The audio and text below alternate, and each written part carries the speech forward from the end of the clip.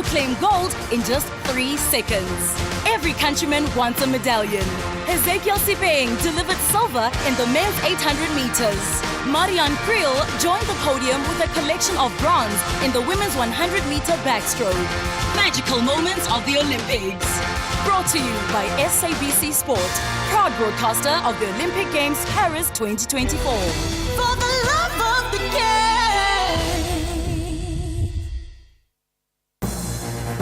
Update at noon with Sakina Kamwendo, midday to 1 p.m.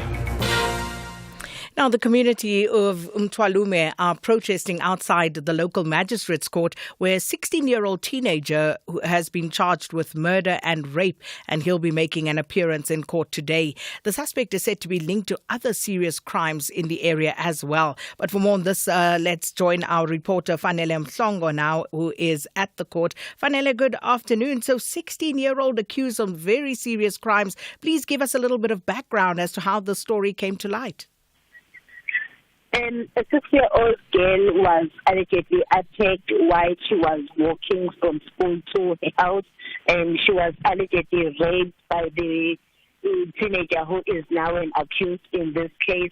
And it is believed that this accused then assaulted the baby, thinking that she's deceased, and then she left. Then the girl then fainted. Then she was then able to go and open the case. Since this was not the first court appearance, it is believed that he has now been linked to a rape of another girl who was raped and killed last year. And the girl who was raped and killed last year, how old was she, Fanele?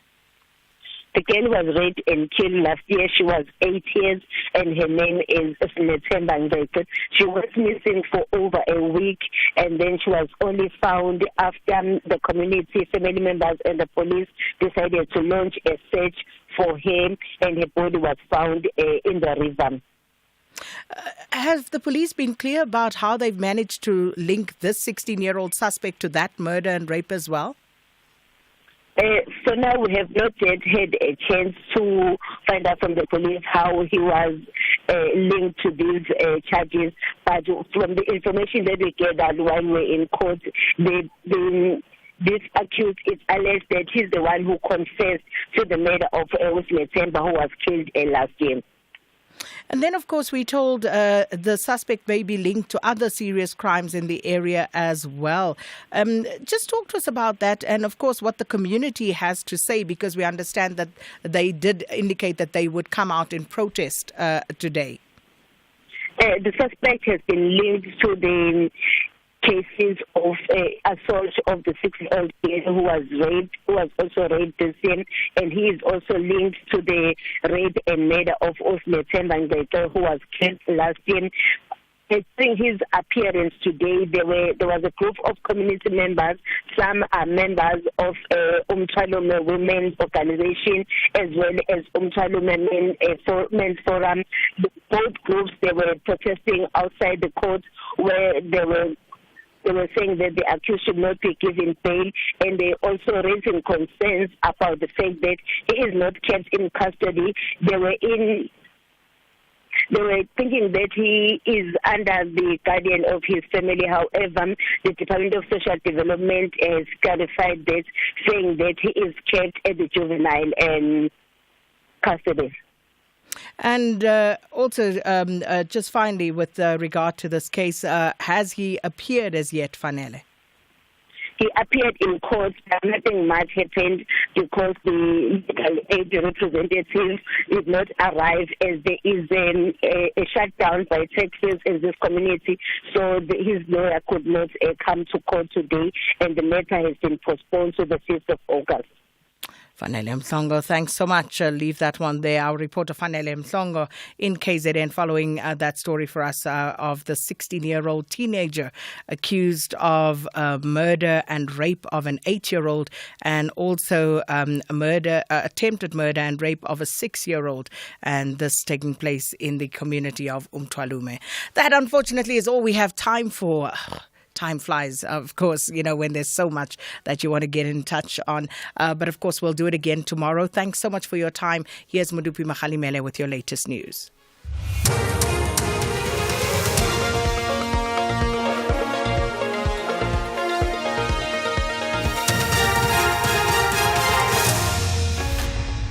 Thank you very much, SK. The top story is at 1, reaction to Zuma's ANC expulsion and a primary school teacher gunned down in Durban. A very good afternoon. Analysts say the expulsion of former President Jacob Zuma from the ANC means that he will no longer be celebrated as the party's past president. Zuma has 20 days in which to appeal the expulsion, which is revealed in leaked documents in the SABC's possession. The documents show that the ANC has found Zuma guilty of prejudicing its integrity after acting in collaboration with the MK party. The judgment follows a virtual disciplinary hearing on Tuesday last week. Political analyst Dr. Mechi Makhoba says Zuma's expulsion is unconventional and could impact the legitimacy of the decision. The ANC has mismanaged this whole Zuma issue because this is a matter that they should have resolved last year, and they took it very lightly until it cost them votes, and they are continuing to mismanage this from a crisis communication perspective, which includes that if you are handling a disciplinary case with a person, that person should be the first to receive the outcome. And if they have resorted to leaking the information to the media, then it then gives Zuma some power to even use this against them. The driver of the vehicle, which had 3 occupants that members of the Presidential Protection Unit allegedly assaulted, thought he was being hijacked. This has emerged in the Randburg Magistrates Court in Joburg, where 8 members of the unit are appearing. The group, which was responsible for the protection of Deputy President Paul Mashatile, allegedly assaulted 3 people on the N1 highway in the city last year. Video footage of the incident went viral on social media. Defense lawyer Mswazi Makubele is examining a state witness who is one of the victims. The witness says he chose not to stop because he thought they were under attack. Among those occupants who were in the 2 motor vehicles, who actually, according to you, pointed you with a firearms? Your Worship, I was pointed by the 2 passengers, Your Worship, who were seated on the left-hand side of the vehicle. Yeah, both of them, the firearms were protruding through the windows as they pointed at me. President Cyril Ramaphosa says the government is in the process of fixing public procurement to prevent corruption. Writing in his weekly letter to the nation, he says that the public procurement bill, which he has signed into law, will enable procurement to promote the growth of local industries and create jobs. The president says the act also puts in place measures to ensure that public funds are used for the purpose for which they're intended. Gusi Chimombe has more. According to the president, the Public Procurement Act deals with the fragmentation in procurement laws identified by the Zondo Commission, creating a cohesive regulatory framework. It establishes a public procurement office in the National Treasury, aimed at promoting standardization in procurement and modernizing the system through technology and innovation. The law also prohibits state officials from doing business with government and improves the transparency of procurement information, including awards of bids, the process followed, and suppliers awarded. Gusi Chimombe, SABC News. KZN Education has dispatched senior officials and availed support services to a primary school in Lindelani in the north of Durban. This after 2 men gunned down a teacher this morning. Department spokesperson Muzi Mahlambi says MEC Sipho Muga has expressed shock at the incident. The Department of Education in KwaZulu-Natal is shocked about what has happened in Pigiswayo school in Lindelani in Tuzuma this morning, where a female educator was shot to death by 2 gunmen. The motive for the killing is not known at this point in time, and the MEC is calling upon the law enforcement agents to speed up the investigation. And South African election observers say they condemn and dispel allegations of a fraudulent electoral process in Venezuela. They say voting there has been free, fair, and transparent. Ditaba Tsotetsi has more.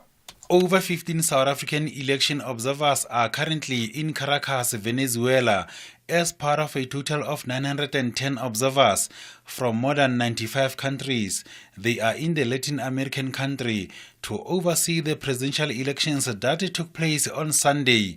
The observers belong to, among others, the ANC, SACP, COSATU, Contralesa, Sasuve, Royal House of Mandela, and Abahlali Basemjondolo. More than 21 million Venezuelans were eligible to vote in this year's presidential elections. Ditaba Tsotetsi, SABC News.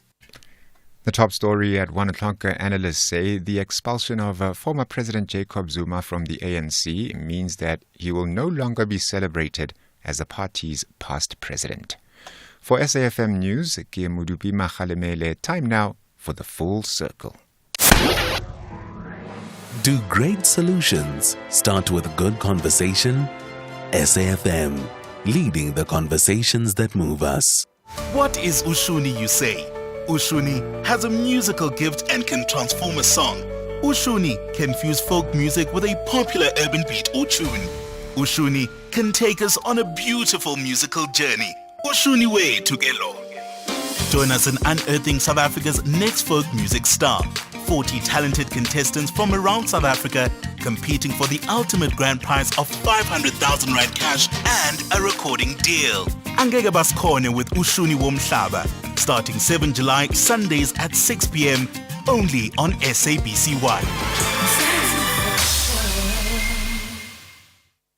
From 1952 in Helsinki to 1996 in Atlanta, Penny Haynes makes history 44 years later. The sensational swimmer ended the long wait with victory in the women's 100-meter breaststroke. Haynes tried to hold Beard off again. She did it in the 100. Can she do it in the 200? Champions always want more, especially at the Olympic Games. Haynes was not content with just one gold. She scooped the second in the women's 200-meter breaststroke in a brand new Olympic record. Haynes will win gold for the second time, an Olympic record time. Magical moments of the Olympic Games. Brought to you by SABC Sport, proud broadcaster of the Olympic Games Paris 2024. For the love of the game. The Full Circle with Bridget Masinga, Monday to Friday, 1 to 3 p.m.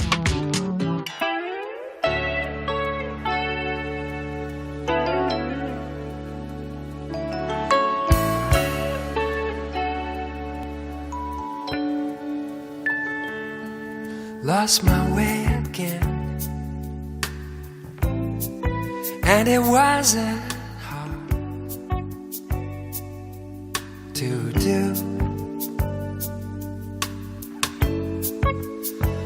When I'm away from you, it seems the meaning runs out of my life. Swept away again, like a sailor tossed on the tide. How much longer can I hide the pain I feel with you out of my life? And we cut to ending. I'm on my way home to you. That lucky old sun will shine again. On my way home to you. Suddenly love's so MGM. On my way home to you. I'm gonna make you mine again. On my way home to you.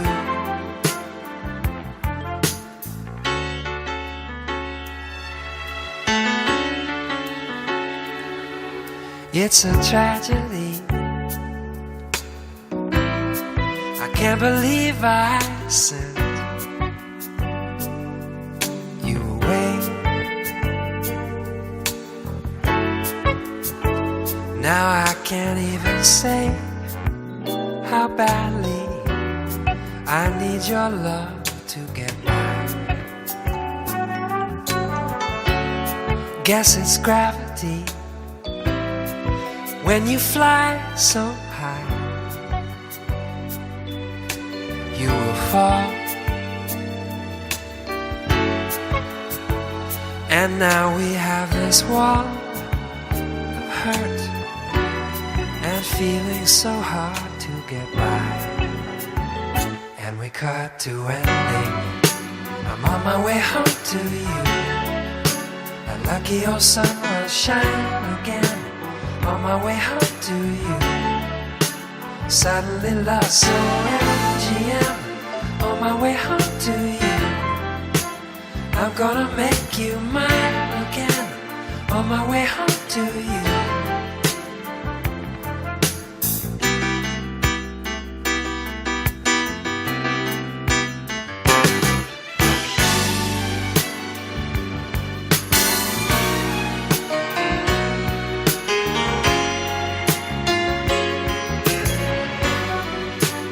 On my way home to you. And lucky old sun will shine again.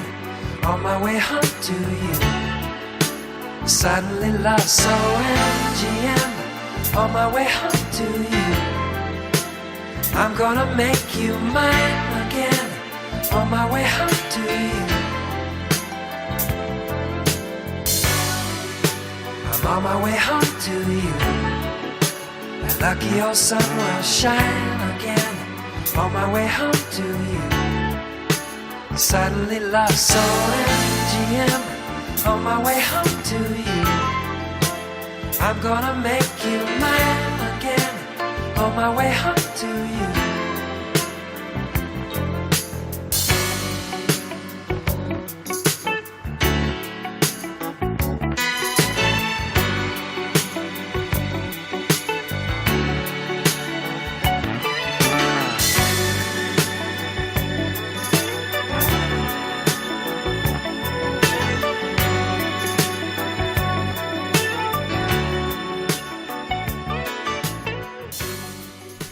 It is a song by Michael Franks, On My Way Home to You, taking us back to 1980.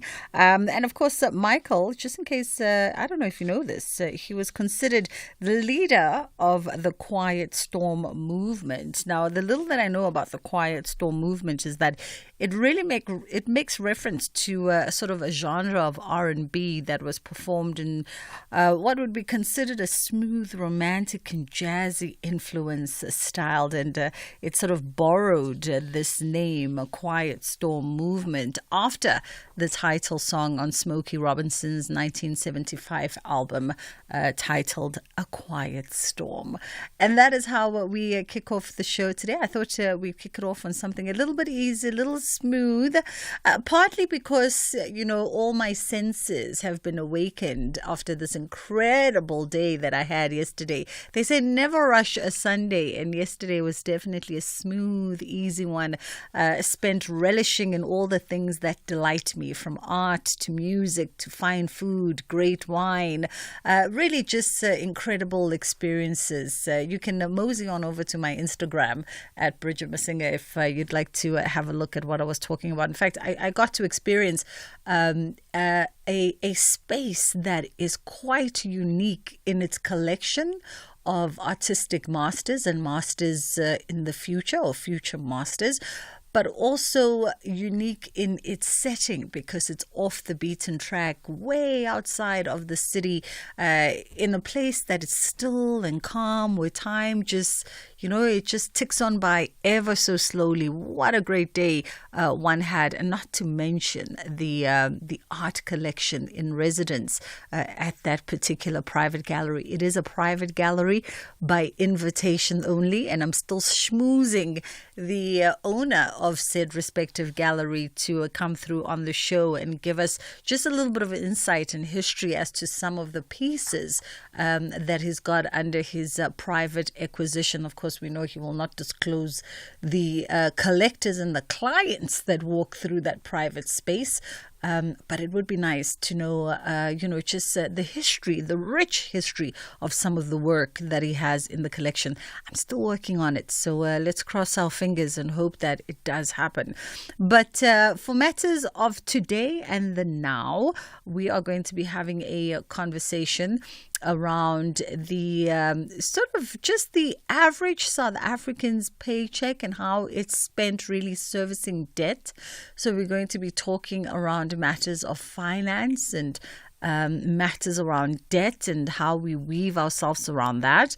And then a little bit later in this hour, we're going to catch up with the folks at SANRAL, and they've got a high school bursary and scholarship program, and they're going to tell us about that. It's targeting high school leavers. So if you are transitioning into tertiary and you're looking for bursaries, for your tertiary education, and I think some of them speak to specific qualifications that obviously talk to the work that SANRAL does, but they'll come through later in the hour and tell us more about that. And then on the other side of two, we're catching up with Dr. Linda Meyer. She is a leadership expert, and we're going to be talking around some of these recent reports that say that it's going to take 134 years in order for us to bridge that gender pay gap. Jeez, do we have 134 years? So we're going to be talking around that as it pertains to succession planning and fast-tracking gender diversity. That's coming up on the other side of two. I'll also tell you what else is coming up on the other side of two. By the way, I hope that you had as spectacular of a weekend as I did, and that you are re-energized and ready for the week that lies ahead. 061-410-4107 is our WhatsApp line, and 086-000-2032 is the number that you can call us on. The reality is that 90% of South Africans don't save enough for retirement. This National Savings Month, why not be part of the 10% who do? Choose an interest rate of up to 12.6% after 60 months with a Nedbank Electronic Optimum Plus account. Anyone over 55 can open theirs via the Nedbank Money app in less than 2 minutes. Join the bank that's best for your savings goals. See money differently. Nedbank. We're a licensed FSP and registered credit provider. T's and C's apply. Your geyser would have hot water, but some people overloaded the transformer with their illegal connections. You're late again, and the robots don't work. Some people vandalized it for copper. The whole community doesn't have electricity because some people have been bridging meters for a small fee, and now the transformer has exploded due to overloading. Don't allow illegal connections by criminals to inconvenience you and your community. Report criminals to Eskom on 0800 11 2722 or the SAPS. Save your transformer. Save lives. The Serengeti, located on the northern part of Tanzania, bordering Kenya on the north and Ngorongoro in the south. Home to the African Big Five and millions of zebras, birds and other predators. Serengeti 2 returns to the unspoiled corner of the Serengeti for more animal drama. There's humor, heartbreak and nail-biting tension as new characters move in and familiar faces continue their stories. Channel your inner adventurer with Serengeti 2, Sundays at 6 p.m. only on S3. Open up. You're listening to Bridget Masinga on SAFM. So I am wondering, in as far as debt is concerned, how are you servicing your debt? If on average, a good 50% of South Africans are using formal credit services and are over indebted. How are you servicing your debt? It means, 1 in 2 of us likely in the room is over indebted, and we just want to know, how are you going about servicing your debt? Are you even managing to service your debt at this point? Or you are using debt to get rid of debt, which I think could be another bad thing. We've got Rapule Mahlangu joining us now, head of associations and affinity groups, to help us understand this conversation. Research from the South African Reserve Bank and the 10X Retirement Reality Report highlights that 75% of the average South African's paycheck is spent on servicing debt. And additionally, the Financial Sector Outlook study of 2022 revealed that 50% of South Africans are using formal credit services, or that are using formal credit services rather, are over indebted. How are you doing, Rapule? You good? I'm great. I think I'm listening to the numbers and it shocks me every time I listen to those numbers. I mean, if it shocks you, and you deal with, financial literacy and financial advice, can you imagine then the shock value that it has for the rest of us, though we know it's our lived reality? Yeah. So Bridget, one of the biggest challenges that we face is financial literacy is something that we think it's foreign to us. But it's not. Financial literacy speaks to simple matters of, understanding and effectively using various financial skills, including personal financial management, budgeting, and investing. And if you don't understand that, then you fall into the pithole of, not being able to service your creditors and your debt effectively. Yeah. And I mean, all the conversations we have around, just getting a grips with our finances as individuals, as households, it always circles back to financial literacy. But it seems a simple enough concept, but in practice, it seems as though it's still something the vast majority of South Africans do not go seeking. Why is there that disconnect? I think it's a psychological thing, and truth be told, we grew up not really listening to financial, times and books and those type of things. And finances we knew from our parents. When you ask for something, they say we don't have money. That's how our relationship with finances. But what we saw in the past, and if you can remember, Bridget, if you are as young as me. Financial institutions used to come to, different schools in the location, and where they came up with piggy banks. Yes.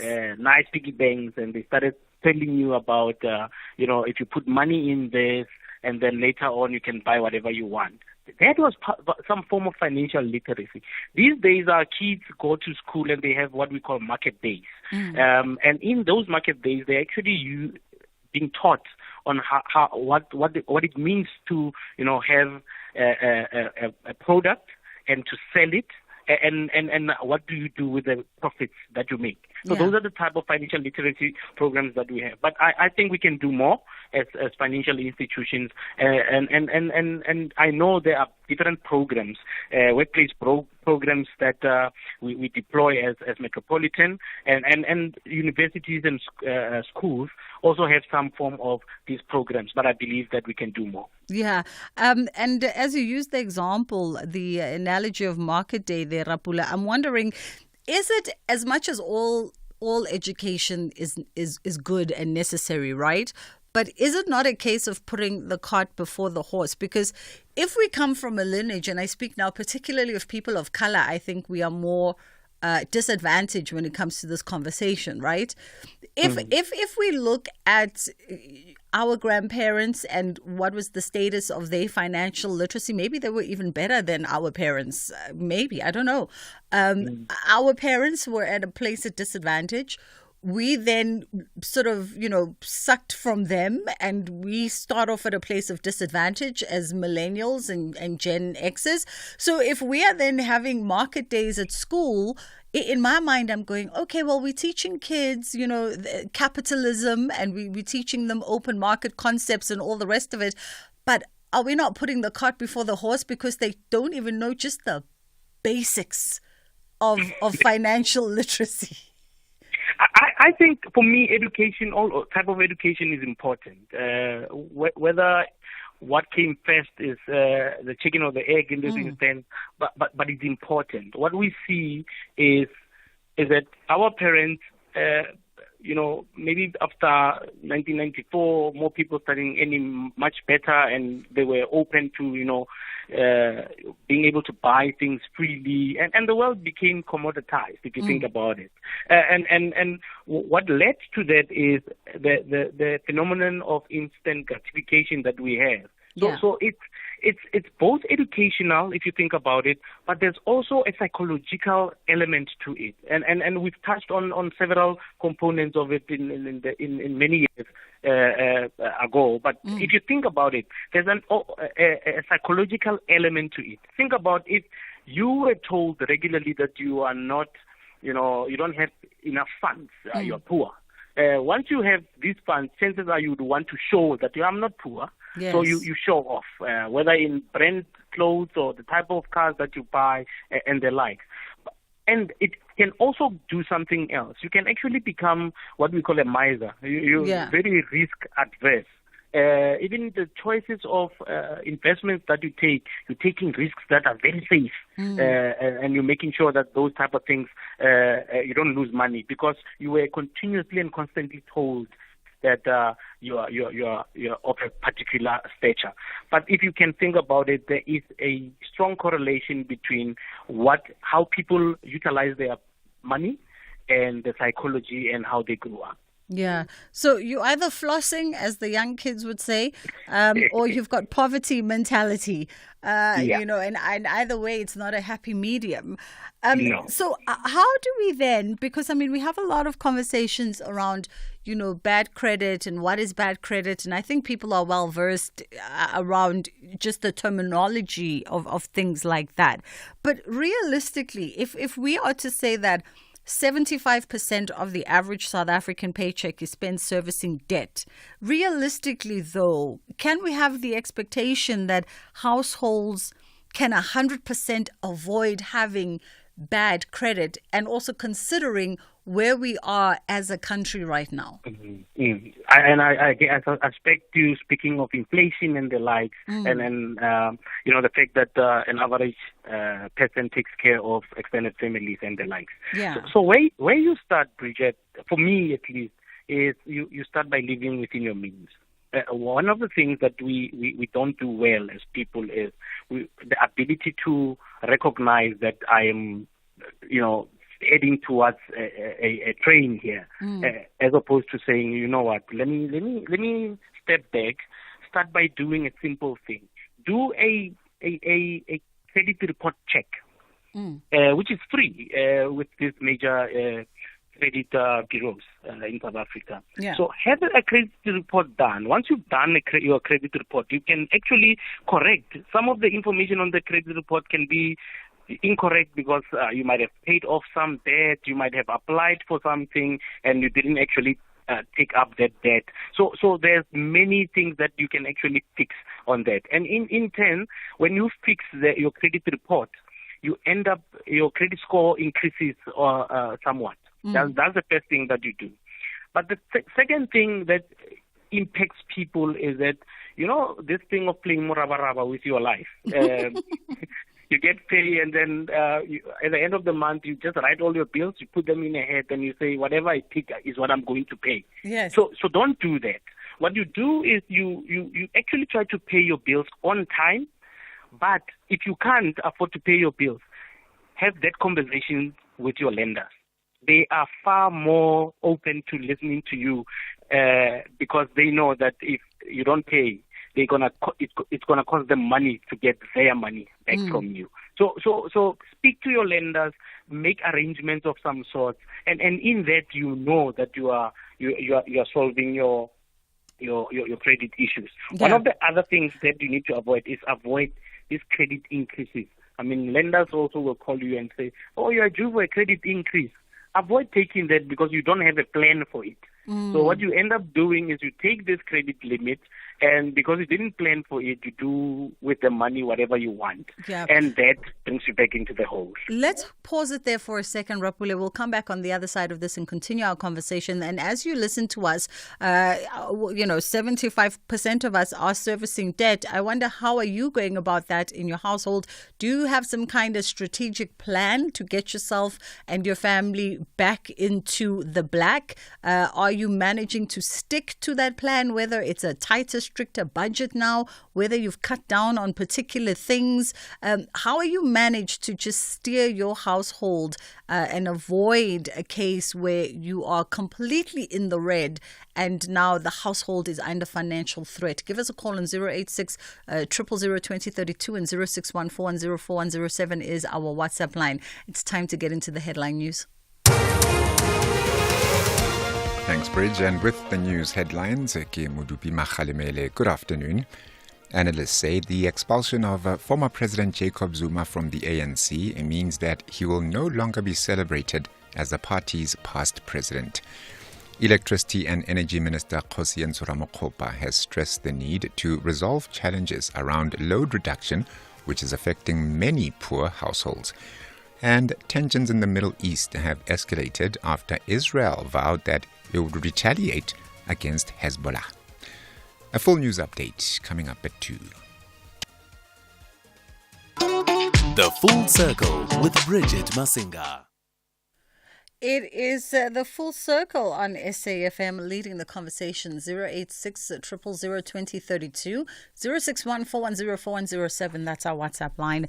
If you'd like to send us a WhatsApp voice note, you're more than welcome to do so. We're having a conversation around, this, the data that shows that the average South African spends their paycheck on servicing debt, right? You're servicing credit, because we all really much are in the hole at this point in time, given all the multitude of factors that are at play economically in the country, a restricting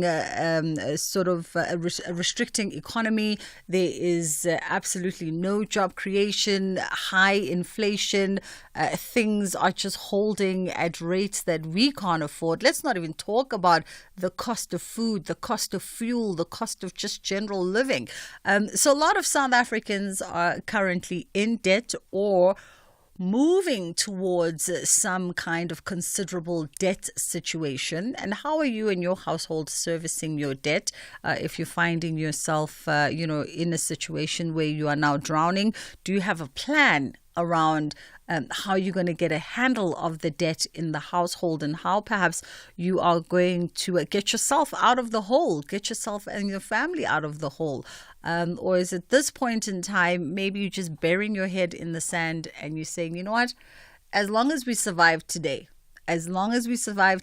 God will take care of tomorrow.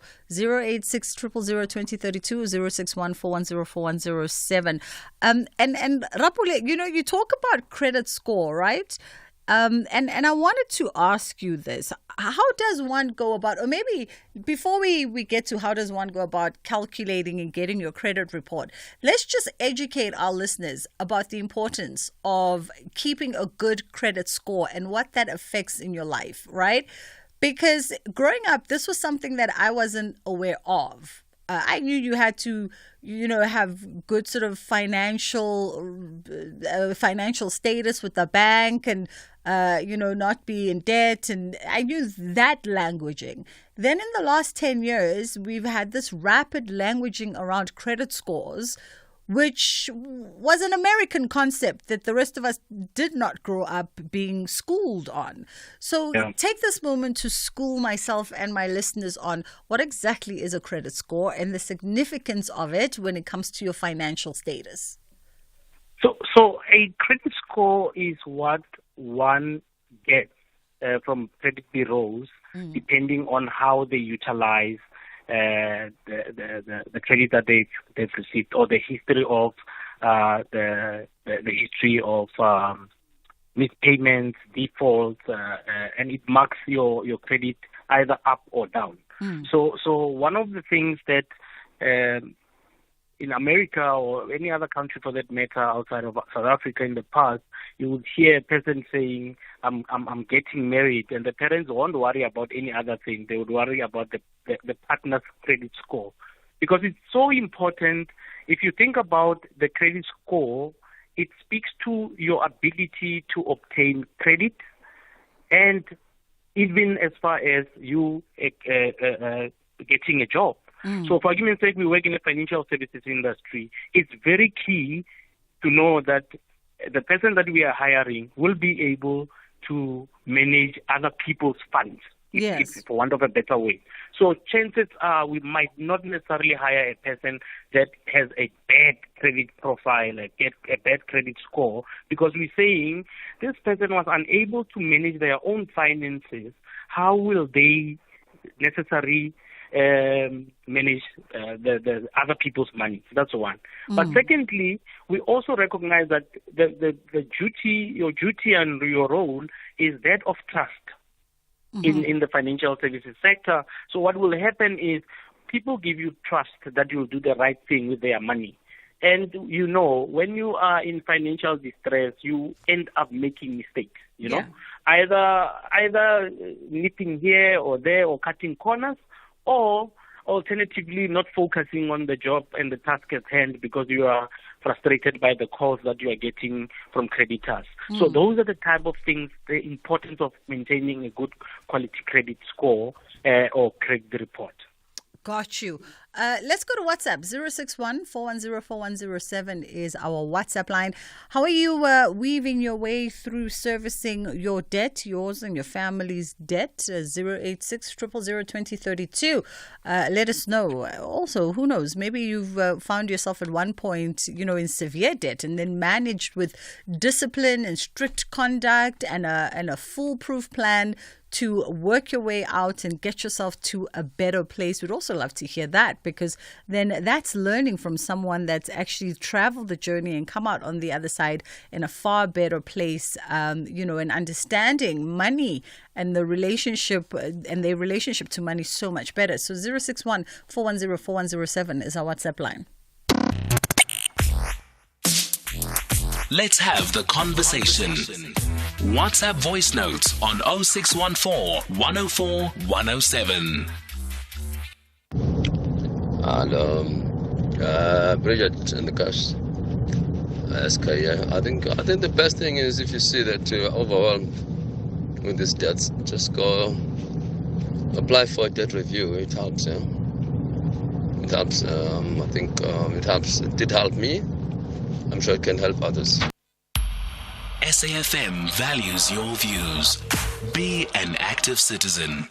I've heard such mixed conversations on this very show about debt review. I think it's always case-on-case dependent, because we've never had like a consistent debt review is some people say, and some people, just depends on what the circumstances are. But I think it also speaks to the strategies, the strategies that can be effective in debt management and financial planning. So definitely. So debt review is one of those strategies that one can utilize. But normally I say it's a last resort. I mean, it can help protect your assets because it's and the problem, Bridget, is that people sometimes go into debt review or under debt review without understanding what they actually are doing. So this is a court process that you are, put under debt review. So no creditor will touch you. In terms of giving you trade credit or even collecting, assets that may still belong to them, like a bonded house or car. So that in itself helps you. But you may find yourself that after 2 years or so, you are in good standing financially. Maybe you've gotten a new job and the likes. That review still remains because it's a court order. There has to be a restriction of that debt review prior to you actually getting any debt. So most people then get frustrated over that, And one thing that I've seen is people go into debt review without really, really understanding what it means. And that in turn creates problems for them. Yeah, that's why I say I think, all the finance conversations we've had on the show, it's one of those where the finance experts are never all on the same page. There's always quite a little caveat from each one. Yeah. Saying, let's talk about the steps that one can take to improve your things like your credit score and obviously your overall financial health. And you spoke about, for instance, declining all those millions of SMSs we get to say, let us increase your this, your that, and everything else. I just mize all of them. Yeah, no, I try my level best to also avoid, but here and there you get tempted. I can afford to buy this car. And then, but yeah. So one of the things, Bridget, that one needs to do, firstly, is create a budget and stick to it. I think a lot of us have budgets, but we don't stick to those budgets. So the budget will help you track all your income and expenses, and it will help you understand your financial situation, and you need to allocate funds to essential expenses such as, debt repayment and savings. Savings are key. Yeah. As you know, we're not big on saving as South Africans. And then the second part of, strategies for debt management will be prioritize debt repayment. This thing of I'll pay these ones next month. No, pay them. It's painful at the time, but you'll reward yourself later on. And I mentioned this earlier. You need to also be able to negotiate with your creditors. If you see that this car loan I'm left with a few months, actually call them and say, if I settle it this month, how much will I, save on it? And chances are you'll save a few rands and cents, or if not 1,000 or so. Yeah. And then one other thing is you need to find a way of consolidating your debt. If you have, let's say, I like making this example. If you have 10 credit facilities, either with credit cards, clothing, and what have you essentially are paying what we call debt servicing costs on every policy or every facility that you have.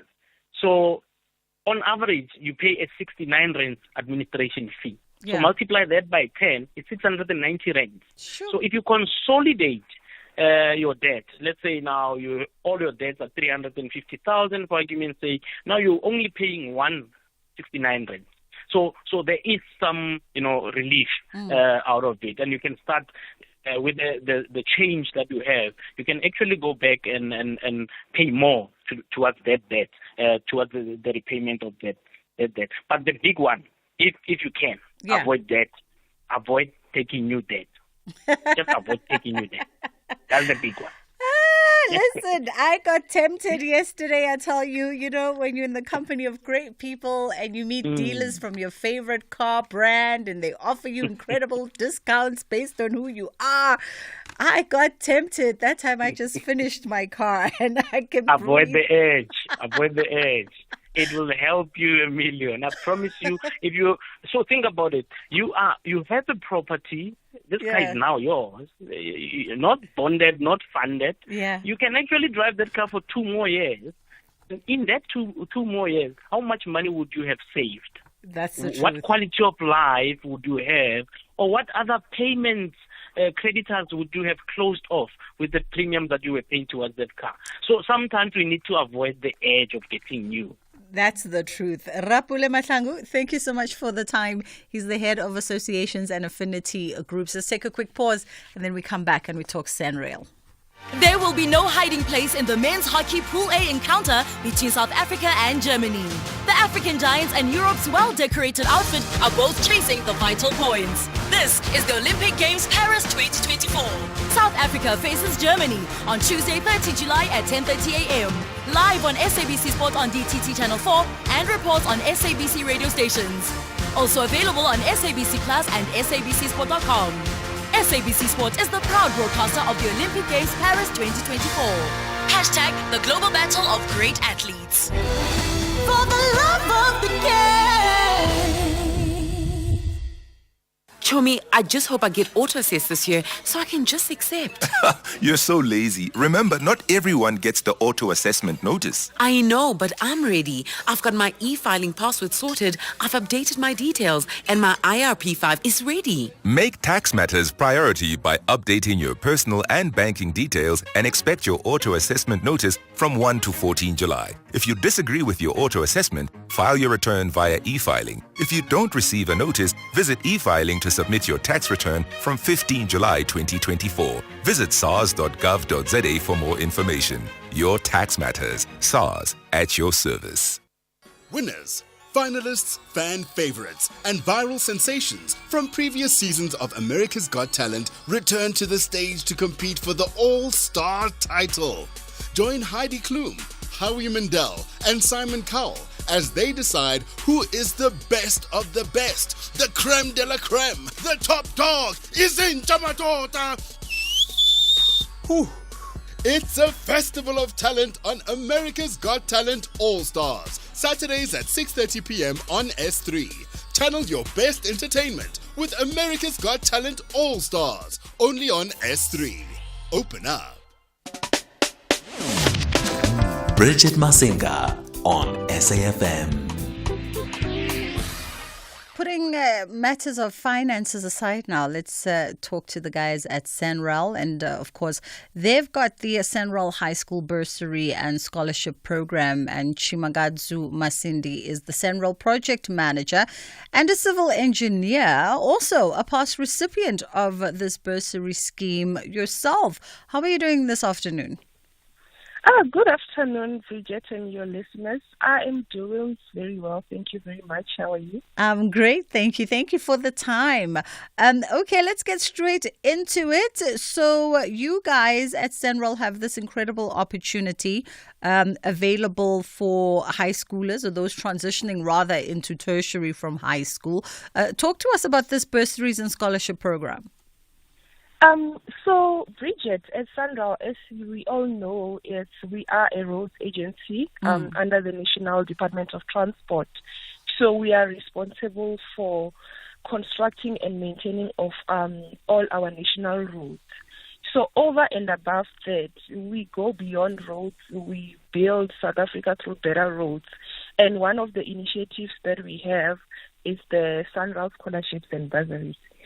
So these scholarships and bursaries, they cover for both high school as well as tertiary. Mm-hmm. So we have a scholarship program, and this scholarship program can cover your child from grade 8 to grade 12. Oh, that's beautiful. Yes, and then we also have a bursary program that the same child can even continue if they would like from first year until they complete their qualification. So, without wasting any more time, I can start maybe with the scholarship, what we offer. Yes, so give us a brief of what you offer on both the scholarship and the tertiary. So for the scholarship, there are no restrictions on what the student or rather the scholar is doing, and there are no restrictions to which school they go to. Mm-hmm. So we cover everything from the school fees, boarding fees, sports uniforms, books, stationery, school transport, extra lessons, and registrations were required. We also have a wellness program as well, because you know how these days, the kids these days, there's a lot of emotional and mental issues they face. So we also have a wellness program to assist with that, where we can get them in touch with psychologists and so on. And then for a child to qualify for this, they just need to maintain an average of 60% from grade 8 to 11. And then their household income has to be less than 550,000. That's it. Oh, lovely. Okay. Yes. And tertiary quickly? So for tertiary, so if you are in grade 12 and you are applying to go to tertiary, for that we need an average of 70%. And then for tertiary, we will cover everything from accommodation, we'll give you allowance, we'll give you transport, your books, tuition, as well as the wellness program as well. And then also, if you don't want to stay at rest and if you want to have your own private accommodation, we also give you housing allowance for that. But if you are applying and you're already in tertiary at the moment, all you need is to maintain an average of 60%. Yeah. And that 550,000 for the household income also still comes into play. Okay. Quick one. In our last few seconds, Shibangadzu, in terms of the tertiary bursary, are there specific faculties that the kids need to focus on? So, yes, as you know, as Sanral, we are an engineering and construction company. So one of the main skills, or rather the subjects that we cover, it's civil engineering. And then we cover for students who would like to study towards electronic engineering, supply chain and procurement, human resource, as well as finance. Okay. All right. We'll give all the pertinent details in a link, but applications have been open from the 1st of June and they're closing on the 30th of September. Yes, and of course, if they go to SANRAL's website, then they'll have all the nitty-gritties of what's needed. And also another thing, sorry, Bridget, another thing, our website is data free. So even for those students or scholars who don't have maybe money for data, they can browse our website for free and apply. Awesome.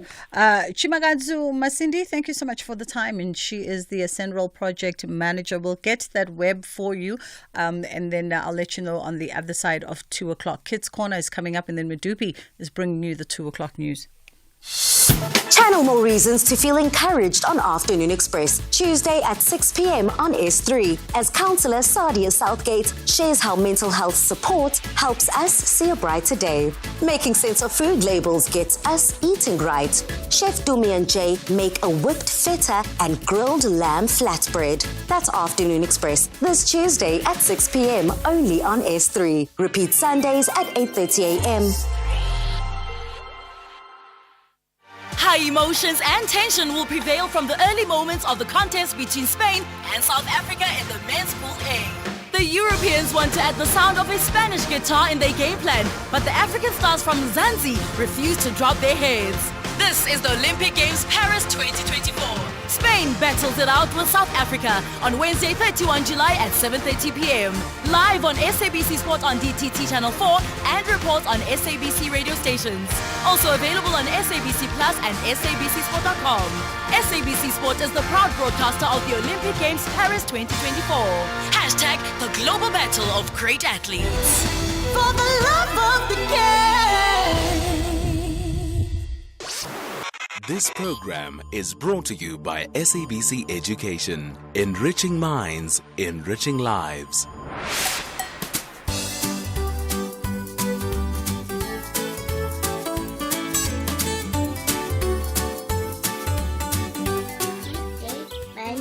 My name is Bridget Masinga. I am 10 years old. Raising my hand in class depends if I know the answer or not.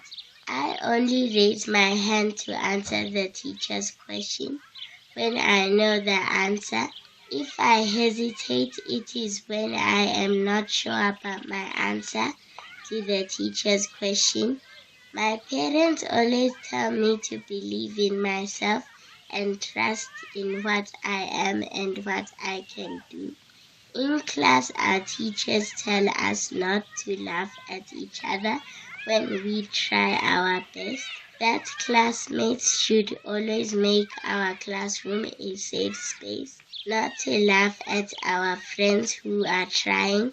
Everyone must believe in themselves and be proud in themselves for trying. Thank you. My name is Dureta Ngundlovu. I'm 13 years old and I go to Macaulay House School. Yes, I do raise my hand in class when our teacher asks us to, or when we are answering and marking our homework.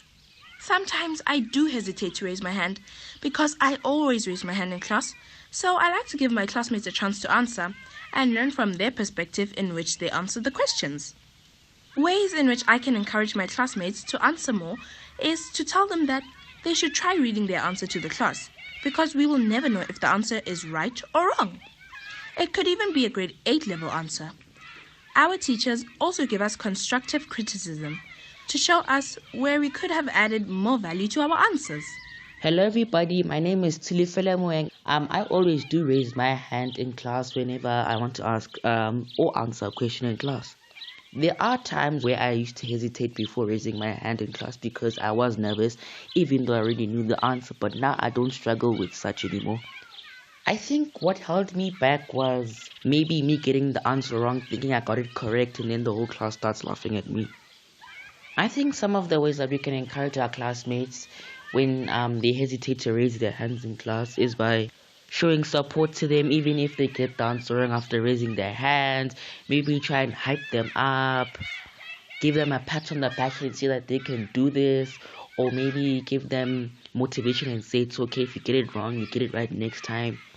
Yes, and things like that. Hi, my name is Danny Court. I don't always raise my hand in class when the teacher asks people to raise their hand to answer a question, but it usually depends on which teacher it is. I almost always hesitate when I think I know the answer and want to raise my hand. What holds me back is the fact that what if I get the answer wrong and I say the wrong answer out loud and then, the classmates laugh at me. Ways to encourage classmates who are hesitant to raise their hands could be to create a safe space in the classroom where everyone feels comfortable and where everyone's attempts feel valued, and where making mistakes is seen as a part of learning and not embarrassing someone if they get a wrong answer. Thank you. My name is Katlano Nyane. I don't raise my hand in class during teaching. I prefer going to the teacher after class because most of the time the class is loud, extremely loud, and I won't be able to hear the explanation that my teacher is going to give me. So I prefer going after class. There are no kids that laugh at each other when they ask questions in class. Personally, I think that behavior is very immature, laughing at someone that needs help. Hello everyone, I'm Shvika Talib. If I'm in class and I don't understand the work, I'd obviously raise my hand and ask the teacher to re-explain. And no, there are no kids in my class who laugh at others because they don't understand the work, because that's just not how my class is. Personally, I hate it when others laugh at their classmates for not understanding the work in class, because honestly, it's so childish and so unnecessary.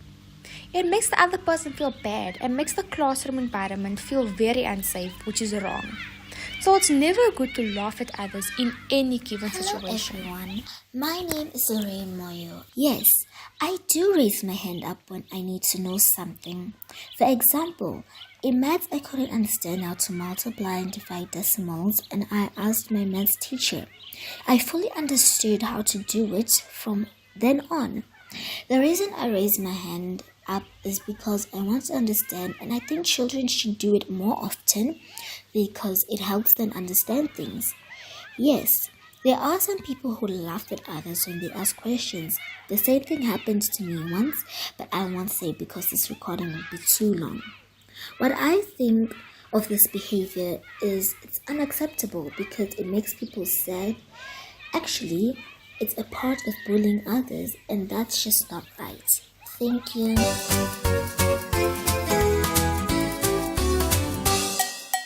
Hello friends and happy Monday.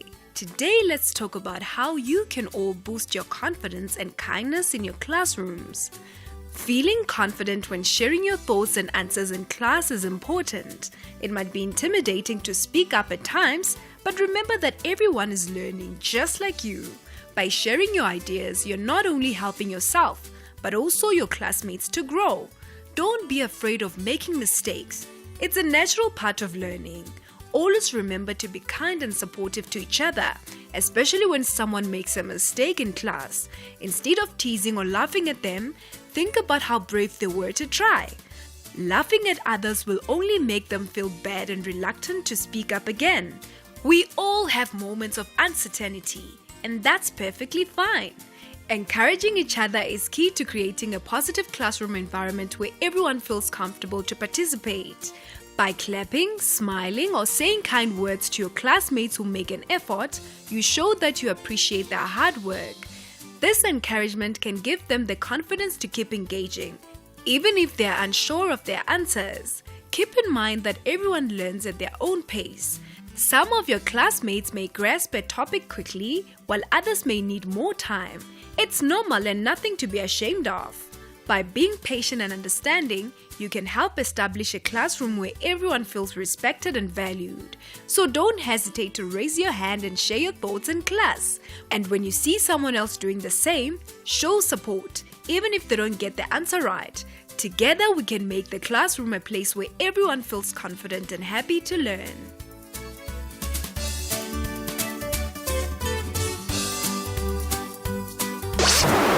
This program was brought to you by SABC Education. Enriching minds, enriching lives. The Market Update, Monday to Thursday, 6 to 7 p.m. Want to stay ahead of the financial game? Join us tonight from 6 to 7 p.m. for an insightful journey through the day's market developments, financial updates, and investment news.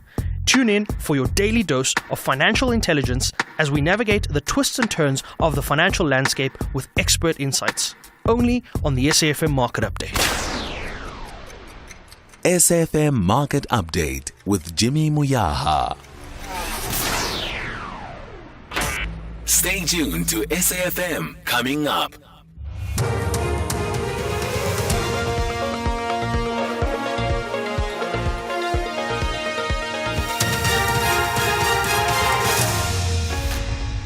The top stories at 2 o'clock, a reaction to Zuma's ANC expulsion and plans to resolve load reduction challenges. A very good afternoon. Analysts say the expulsion of former President Jacob Zuma from the ANC means that he will no longer be celebrated as the party's past president. Zuma has 20 days in which to appeal the expulsion, which is revealed in leaked documents in the SABC's possession. The documents show that the ANC has found Zuma guilty of prejudicing its integrity after acting in collaboration with the MK party. The judgment follows a virtual disciplinary hearing on Tuesday last week. Political analyst Dr. Bridget Masinga says Zuma's expulsion is unconventional and could impact the legitimacy of the decision. The ANC has mismanaged this whole Zuma issue because this is a matter that they should have resolved last year, and they took it very lightly until it cost them votes, and they are continuing to mismanage this from a crisis communication perspective, which includes that if you are handling a disciplinary case with a person, that person should be the first to receive the outcome. And if they have resorted to leaking the information to the media, then it then gives Zuma some power to even use this against them. Electricity Minister Kgosientsho Ramokgopa has stressed the need to resolve the challenges around load reduction, which is affecting many poor households. He says 366,000 households out of the 7 million supplied by Eskom are affected by load reduction. Despite the suspension of rolling blackouts, some communities continue to experience power cuts, which are often implemented to avoid network overloading. Addressing the media in Pretoria, Ramokgopa says that talks to resolve load reduction challenges are ongoing. The growth of informality, informal settlements, on account of a multiplicity of reasons, which are both objective and subjective. I don't think that is a conversation for today. So we want to find a way on how best to address that situation. The siblings arrested in the Kingdom of Eswatini for the murder of rapper Keenan aka Forbes and Tebello Motswane say they skipped the country South Africa because they feared for their lives due to taxi violence in KZN. The duo, Siyabonga and Malusi Ndimande, are appearing in the Manzini Magistrates Court following an extradition application filed by South Africa earlier this year. The Ndimande brothers are opposing the application, citing safety issues. They claim that some of their family members were killed by rival taxi associations. They further allege that some police officers are in collusion with the rival taxi bosses. Their legal representative, Advocate Tsotsi Mabila, claims that Malusi was at school and later admitted to hospital when Forbes and Motswane were killed. The father of the murdered learner of the Rocklands High School in Kariega in the Eastern Cape says he blames the education department. The 20-year-old learner was stabbed to death after school, allegedly by a fellow learner on Friday last week. The father, Zitulelo Khuneli has described his late son as a quiet person. I trusted Department of Education. I didn't expect that there will be this thing coming to me and say my son is no more. So I put blame to Department of Education. And I do understand that Department of Education, there's a full of politicians. They will come and comfort me. But after that, what they will do, because there's a lot of children there now who are afraid to go to school. And the Ethiopian government has relaxed its currency restrictions, reversing its long-standing policy of fixing the exchange rate. But the currency, the Ethiopian birr, lost nearly a third of its value after the announcement. The decision to float it in the international currency market sees a significant policy shift. The BBC's Kalkiran Yilbetal has more.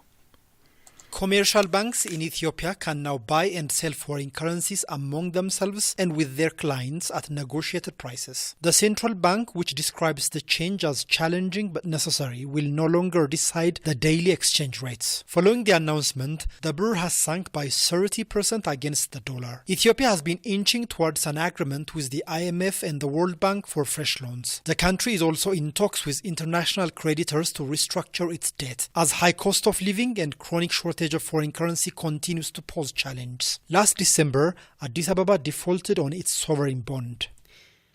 The top story at 2 o'clock, analysts say the expulsion of former President Jacob Zuma from the ANC means that he will no longer be celebrated as the party's past president.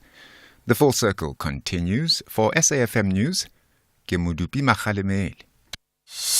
Channel more reasons to feel encouraged on Afternoon Express, Tuesday at 6 p.m. on S3, as Councillor Sadia Southgate shares how mental health support helps us see a brighter day. Making sense of food labels gets us eating right.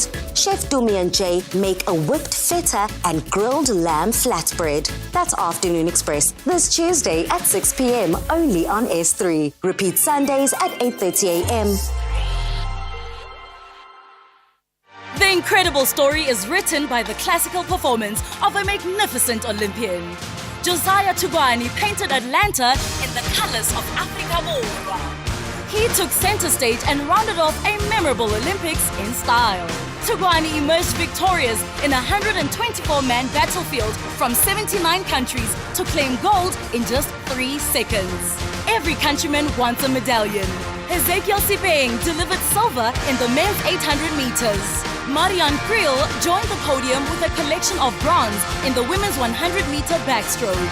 Magical moments of the Olympics. Brought to you by SABC Sport, proud broadcaster of the Olympic Games Paris 2024. For the love of the game.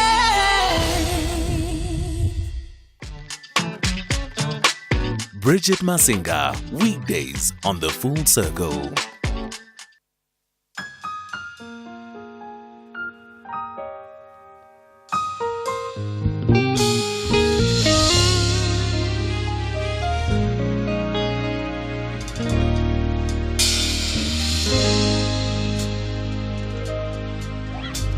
Kuhlile kunyama Hliziyo yami yaluqola Amehlo wami yalukhipha inyembezi Ngiphoxwe nguthando Bonke labantu bathembele kuwe Ubathembisile konke kuzolunga Zungangiyeki nami ngibambe ngesandla Ngifuna lo thando Wethando Ngabukhona na Wethando Ungihlukumezile ungijijile ingqondo Thando, thando, thando Ngabe nguye ngithembe na Thando, thando, thando Ngabe ngobuye ngithembe na Angisakwazi nokuthemba Themba ulimazile bengifuna uthando mina lungishaye phansi lungihlulile sungangiyeke nami ngibambe ngesandla ngifuna lo thando sungangiyeke nami ngibambe ngesandla ngifuna lo thando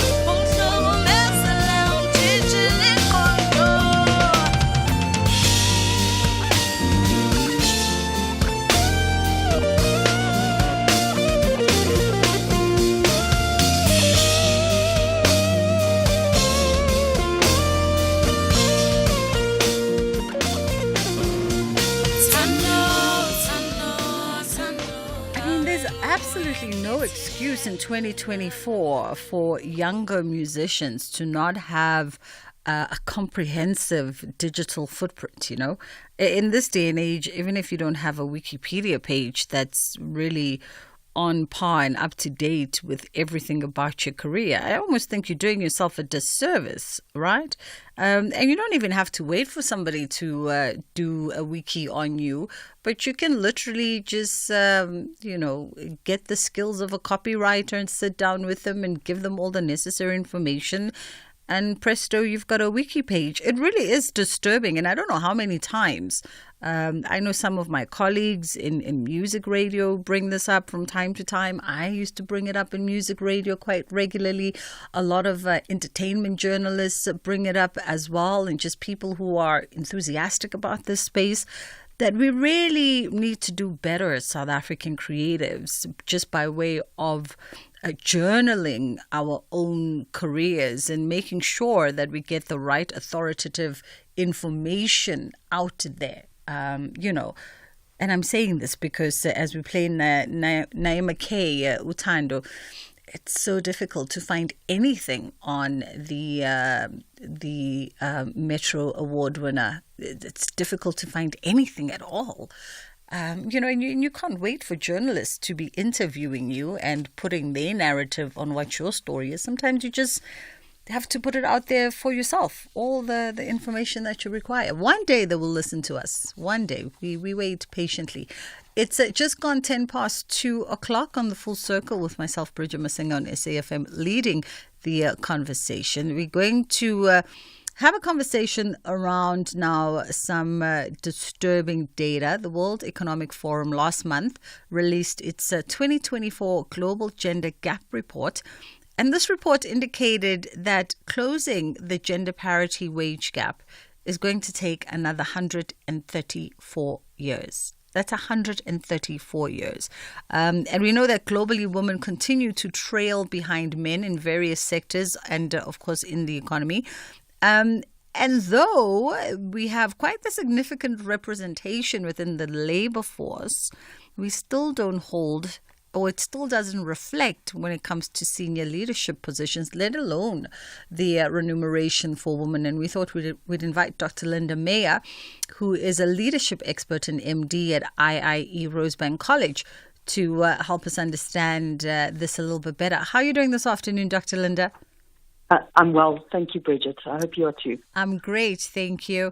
I mean, it's disturbing, some of the figures that are coming out from the World Economic Forum that indicated that just for us to close this gender parity wage gap, it's going to take another 134 years. Firstly, let's get into why so long for something that's been at the top of conversation worldwide in every room and every forum for close on 2 decades now. So really the discussion is around accountability and transparency of the process. And this benchmark activity really shows us that women, as much as we are making strides, and South Africa landed 18th this year, which is 2 positions up from 20. But Namibia is obviously in the top 5. So they are really doing well. But there are other countries that really are doing terribly in terms of their parity. And they weigh 4 factors which is considered, and that's economic participation and opportunity, educational attainment, health and survival, and political empowerment. So for some countries, females, still can't vote.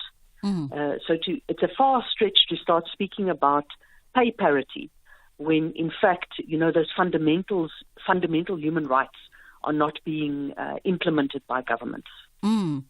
And interesting to what you just said as well, Dr. Linda, that although we've moved 2 spots up to 18th when it comes to gender parity, Namibia are doing incredibly well, clearly at top 5. And what are they getting correct and what are we not?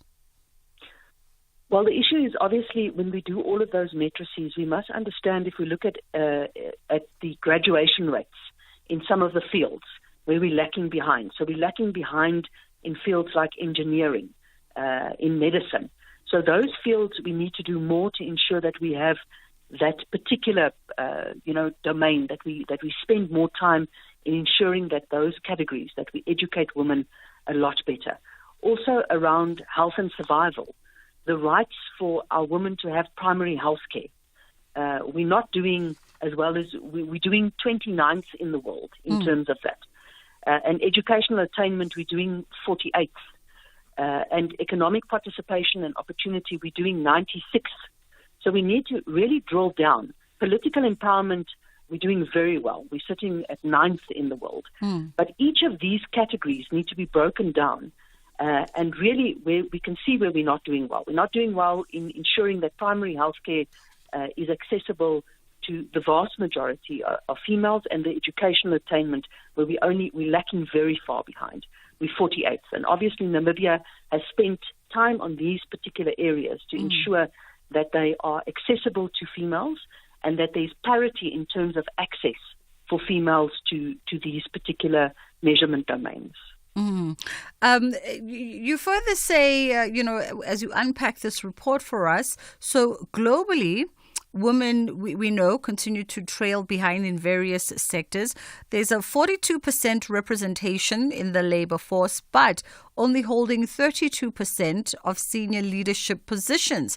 This according to the World Economic Forum and that Global Gender Gap Report. Why do these numbers not match up? And especially if we're focusing more in the context of the South African labor force, where we also have majority female population, then I can only assume then it should translate to majority females in the work labor force. Absolutely, and you're quite correct. So again, there are many countries where females are not even allowed to work. So we need to understand within our context, yes, we have a population of 52%, which is female, and that should be representative of the workforce. But if we look at places like the JSE, for example, we can clearly see with those statistics that we are not doing well. We are not doing well in terms of the representativity from the top. So at the entry level, we're faring quite well in terms of people coming in. But we've got this historic, really impediment that we haven't overcome yet. When we look at females that are working in domestic households, they are still predominantly black females. And they, the measurement hasn't moved for them. If we look at cleaning staff, and those are the discussion that we need to start having. When we speak about equity, that when you see cleaning staff, if I ask you, Bridget, how many white cleaning staff do you have working at your organization? 0.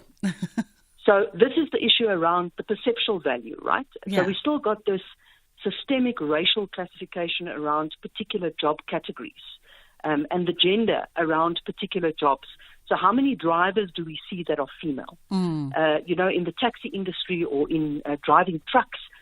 And those systemic issues is what we need to start driving. So yes, at the entry level, we might be making some progress, but at the leadership levels, we certainly are tracking very far behind. And how do we begin to sort of tackle that at the leadership level, right? And I say this, and my brain automatically goes to a conversation that I was privileged to be a part of a couple of years ago, where a lot of the captains of industry, and it was facilitated across the banking sector, and a lot of the captains of industry there said, well, women tend to focus on soft skill roles. Women tend to go into corporate, and sort of rise in the areas of human resources, for instance, the areas of marketing and branding, the non-strategic positions of any corporate or conglomerate. And so it makes it difficult to then translate that into significant strategic representation and leadership. How do we then begin to tackle the conversation from that perspective? Well, certainly from a male perspective, that's a convenient position to have, right? Very convenient. So when we look at the JSE, and numbers don't lie, if we look at the CEOs, we only have 8% female representation of female-led CEOs for JSE-listed companies. And only 22% of CFOs, in fact, are female. And if we look at the JSE-listed companies, only 15% are female. And this is directly attributable to opportunities that exist. So where do we create opportunities for females? And in my experience, I've come across some males that really embrace equity as a concept, and others that do it because it is window dressing, and that is where they'll put women where they cause the least vocal damage when they are. So they put them in HR roles. Now and then they'll put them in marketing roles, but those historic positions that have been claimed by men, more often than not, those roles, when they make appointments again, we will see that those gender stereotypes in terms of those appointments will prevail. And this is something that we need to address. So it's about creating these opportunities and making sure that we are deliberate in terms of our strategies to ensure that there's equity and representativity in the workforce. 082 000 2032 is the number that you can call us on. 061 410 4107 is our WhatsApp line. If you'd like to send through a WhatsApp voice note, you're more than welcome to do so. We are catching up with Dr. Linda Meyer and trying to understand our way around the Global Gender Gap Report, what it says and its practical challenges and implementations. But also, we're tagging on to this conversation because we are talking about representation, right? And we want to know, what was your first job? And what was the salary or wages of that job, and how has that industry or that sector evolved over the years by way of representation, as well as remuneration? Are you seeing, if you were traditionally in a male-dominated sector, are you seeing more females infiltrating your company and your organization and seeing more representation there? Are you seeing perhaps more competitive salary rates as well amongst yourselves and your peers? I'd be interested to know what is your perspective. What was your first job, and what was your salary and your wages on that job? and how has that industry or that sector evolved since you started there? 086 000 2032 is the number that you can call us on, and 061 410 4107 is our WhatsApp line. Let's take a quick break. We'll be right back. The world's best cooking show is finally here. MasterChef South Africa Season 5. You'll meet 20 talented home cooks from around Mzansi, noma uphumapi, and no matter your favorite dish. See if the chefs can handle the heat in the kitchen in a race to be crowned MasterChef South Africa. Every Saturday, 7:30 p.m. only on S3, Channel 193. MasterChef South Africa, the world's best cooking show, proudly sponsored by Pick n Pay. From 1952 in Helsinki to 1996 in Atlanta, Penny Haynes makes history 44 years later. The sensational swimmer ended the long wait with victory in the women's 100-meter breaststroke. Haynes tried to hold Beard off again. She did it in the 100. Can she do it in the 200? Champions always want more, especially at the Olympic Games. Haynes was not content with just one gold. She scooped the second in the women's 200-meter breaststroke in a brand new Olympic record. Haynes will win gold for the second time, an Olympic record time. Magical moments of the Olympic Games. Brought to you by SABC Sport, proud broadcaster of the Olympic Games Paris 2024. For the love of the game. You're listening to Bridget Masinga on SAFM.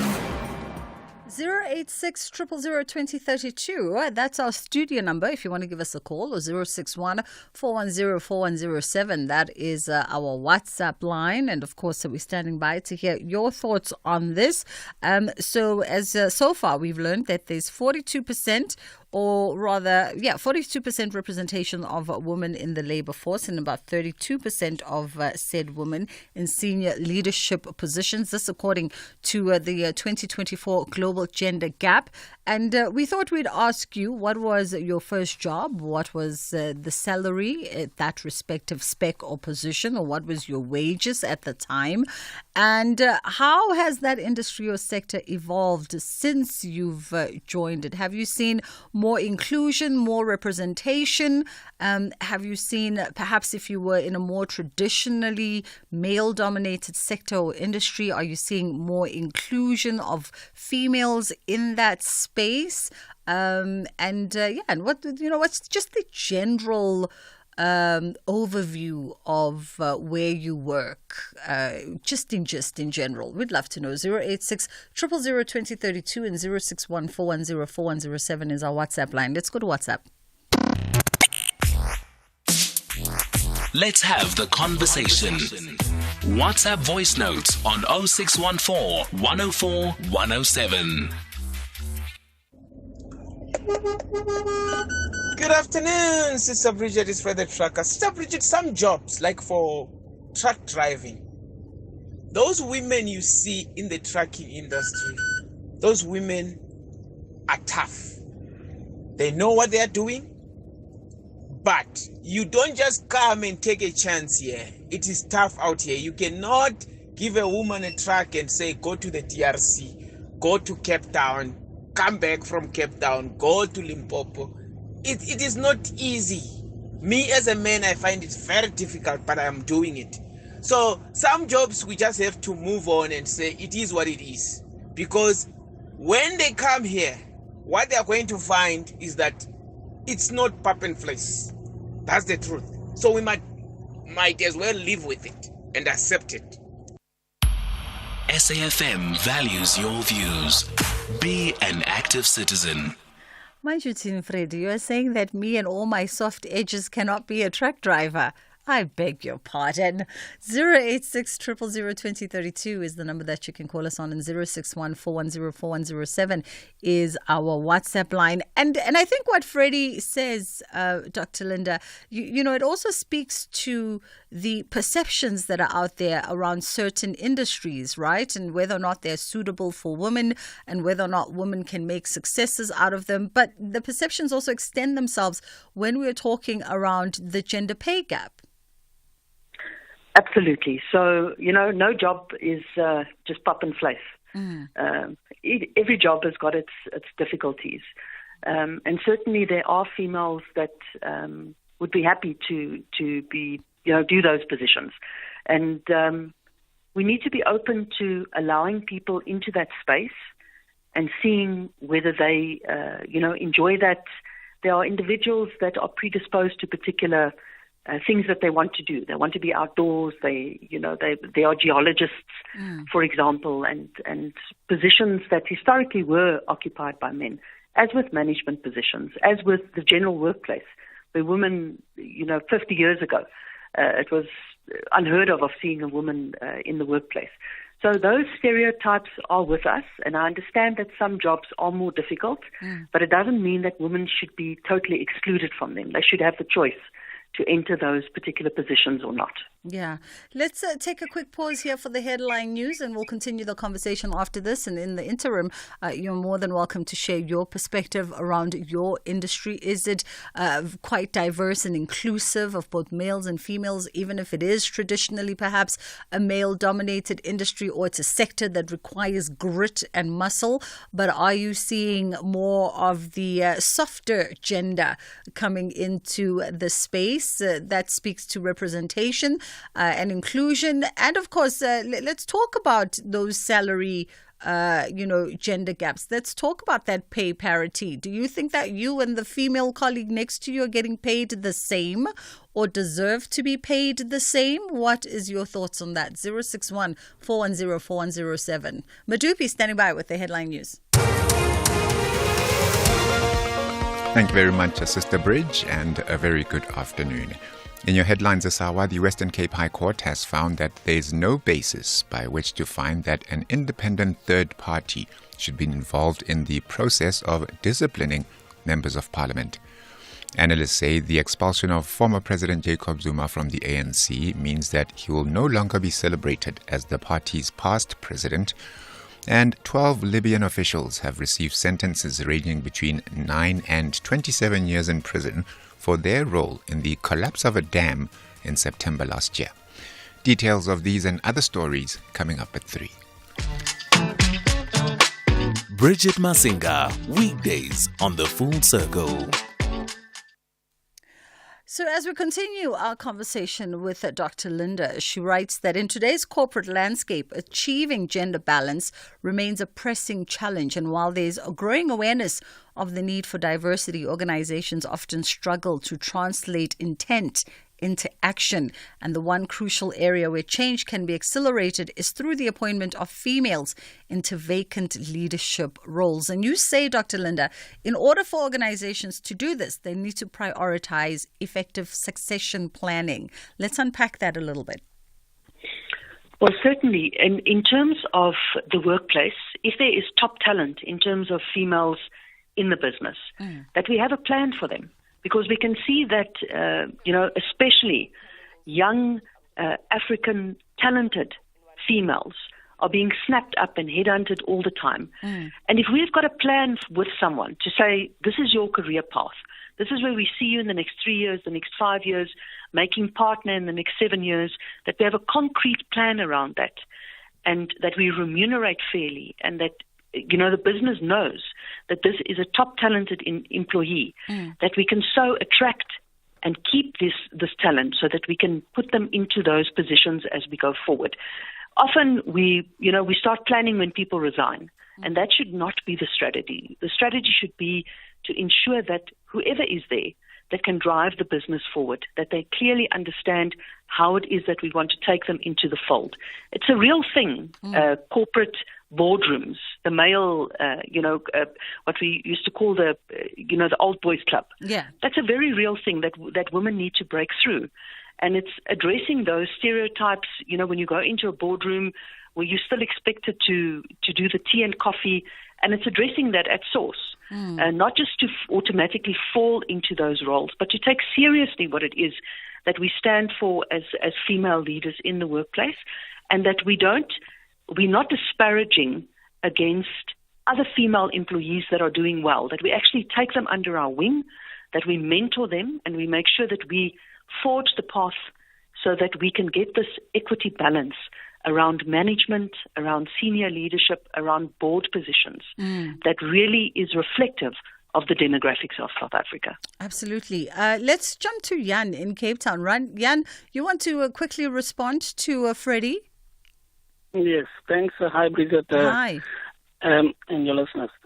First, I think Freddie was making a wrong assumption that women cannot do jobs that are male-dominated. There's no such. There's no job that I see that is reserved for a male, and therefore females cannot. If there's any job out there, it's for everybody, whether male or female. The problem that is not being discussed, and males don't see it like that, because it's discrimination that has been there for some time within the workplace. That's why females is perceived to be less capable of doing certain jobs. I've seen, and I don't know, in rural areas in construction, where females are working with males. Yeah. And that's hardcore labor. So I don't know, driving in a truck to Cape Town. These trucks are these days very sophisticated, equal to cars. It's just my comment. Yeah. So I don't agree with that. The issue that is really very disturbing in terms of how this matter has been handled, that females. Your guess is correct by saying, if you look at the environment in South Africa, the majority are males. Absolutely. Oh, sorry, and I think we got cut off, but I think we get the gist, and we love allies in our corner. Let's also go to WhatsApp and see what else is on your mind. Let's have the conversation. WhatsApp voice notes on 0614 104 107. Afternoon, SAFM. SAFM, there is no job a woman cannot do. Women went into space to the moon and came back. Some men can't do that. That's the reality. So there is no job that a woman cannot do. There are some men who cannot do the job a woman can do. So let's not come with that thing of a woman, a man, and whatever. Job is job. This is from Brixton. Hi, Bridget. I feel like there's an important point we're all missing, and that is the fact that men and women are not the same. We were not designed the same. We were not built the same. And by virtue of us not being the same, there are just certain jobs, there's just certain fields, certain industries that are not suitable for women. And that has nothing to do with inequality or patriarchy. I think once we get to that understanding, it'll be easier for us to navigate this question of gender equity within the workforce. Good afternoon, Bridget. You know this gender and employment. I work for a rail company, or I'll just say Transnet, because it's basically it's one of the biggest rail companies in Africa. And then we replace rail sleepers and the rail lines, which is solid metal, and you have to remove them physically and then put them back. Put new ones or whatever that needs to be done. It requires a lot of muscle. It requires a lot of, it's basically a man's job. And we have so many women. Some teams, they have, out of 30, they have 15 or something women. And basically the balance of the men will have to do all the work, and then the woman will just sit there and do nothing. Because it's just not possible it's a very, very difficult job, and to carry a rail sleeper that's weighing like 120 kgs, with between 4 people or 6 people, it's almost impossible. It's almost impossible for a woman, and we find that we have to do double that job but get paid equally with the woman, but we do 100% of the job and they do 0% of the job. So it doesn't work in every situation. Good afternoon, Bridget. It's Lisa, it's London. I, for one, I fully support that women should be paid like men equally for the jobs that they are doing, and they should be employed like men in all positions. But I also of the view that there are jobs that we should accept that they will be dominated by certain gender. If you go to Department of Health, nurses, they are dominated by females. And as a man, I would also love to be more in the hands of a female than a male in hospital. So in jobs like maybe construction, hard-working jobs, they will be dominated by male. But we should try to strike the balance in percentage-wise nationally. But I support that women should be paid like men and should be employed in higher positions, all that. Thanks. I mean, a lot of viewpoints being shared, Dr. Linda, cutting across our whole conversation.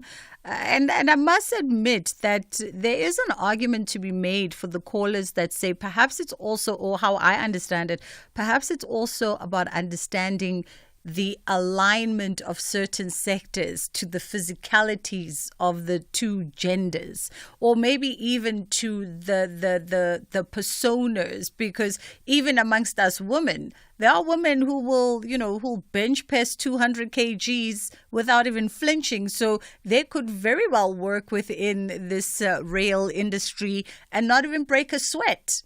Which will then make the argument of this particular caller null and void, in the sense that the women in the sector at the moment do nothing but get the remuneration while the men have to do double the work. But that just speaks to alignment maybe, and who is hiring and how they're hiring when they're doing all of that human resource.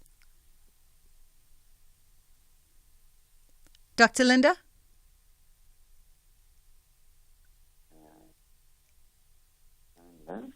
Hi, Hello? there you are. There you are. Hi, yes. Okay.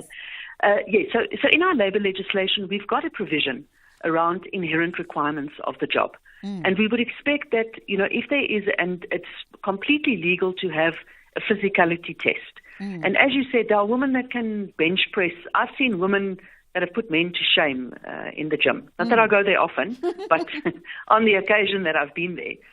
So the issue is that employers have the right to obviously see that somebody, 3 or 4 or 5 or 6 females are able to lift that 120 K weight, and that they bring their part. I must say, Transnet sounds like a nice place to work if you're female.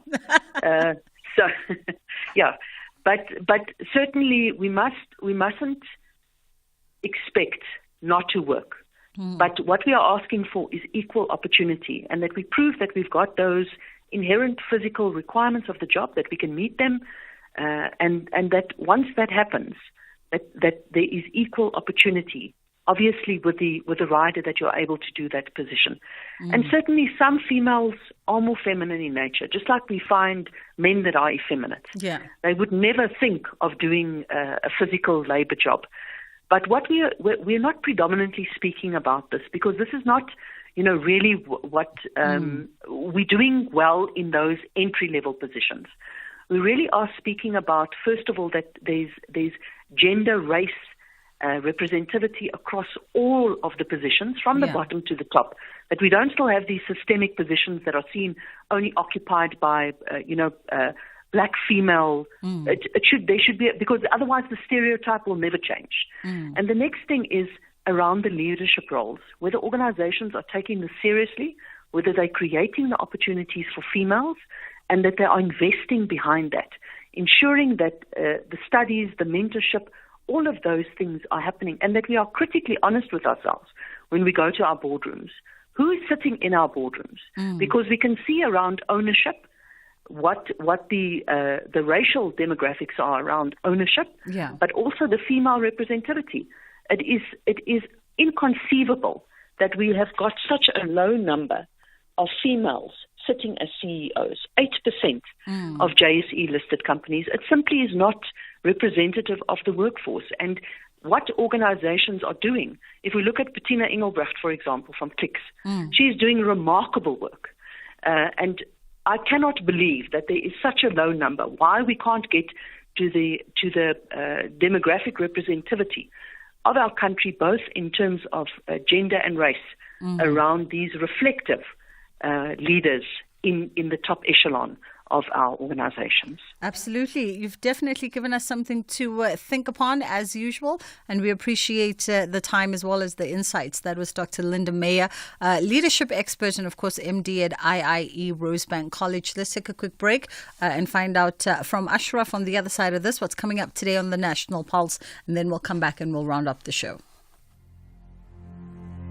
The Serengeti, located on the northern part of Tanzania, bordering Kenya on the north and Ngorongoro in the south.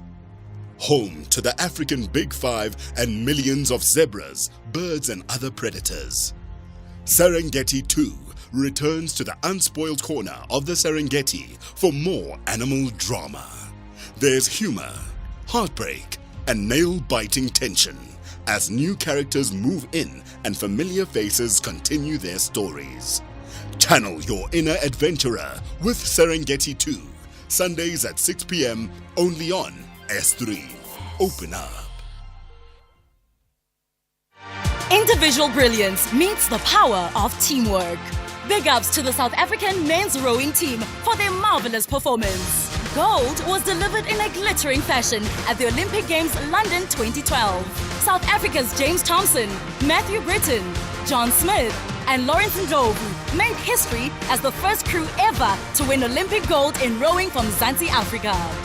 And the first Olympic gold in the sport for the African continent. Africa, rise! Magical moments of the Olympics. Brought to you by SABC Sport, proud broadcaster of the Olympic Games Paris 2024. For the love of the game.